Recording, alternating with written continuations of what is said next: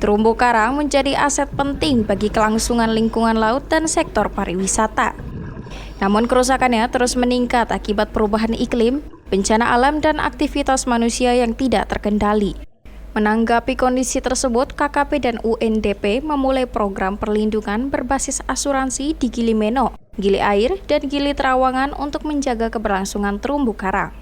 Nasional Koordinator UNDP, Vandu Nasution menjelaskan, asuransi terumbu karang menjadi langkah konkret untuk melindungi ekosistem laut dari dampak perubahan iklim dan bencana alam.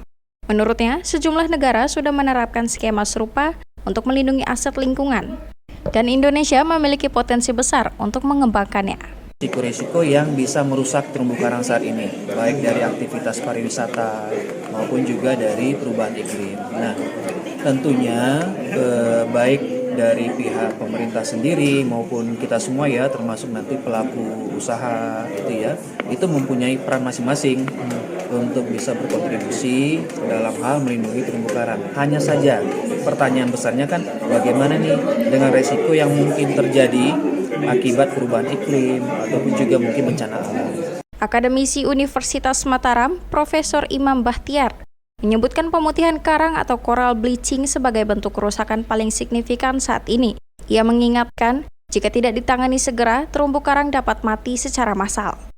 Kondisi terumbu karang di Indonesia termasuk di kawasan 3 Gili saat ini berada pada kategori sedang hingga buruk. Karenanya, penerapan asuransi terumbu karang dianggap sebagai langkah positif untuk menjaga kelestarian ekosistem laut. Pemutihan karang atau coral bleaching itu yang paling mengancam. Dan itu sudah diasuransikan. Jadi saya happy dengan adanya asuransi ini. Karena tahun 2030 diperkirakan pemutihan karang itu mungkin setahun sekali, mudah-mudahan tidak begitu. Atau mungkin 2 tahun sekali. Dan kalau itu terjadi, karang banyak yang mati. Asuransi terumbu karang tidak hanya berfungsi sebagai perlindungan finansial, namun juga sebagai upaya pemulihan cepat setelah terjadi kerusakan. Melalui skema ini, dana asuransi dapat langsung digunakan untuk rehabilitasi terumbu karang pasca bencana alam atau perubahan iklim. Program ini juga diharapkan mampu meningkatkan kesadaran masyarakat lokal, pelaku pariwisata, dan pemangku kepentingan lain dalam menjaga kelangsungan lingkungan laut.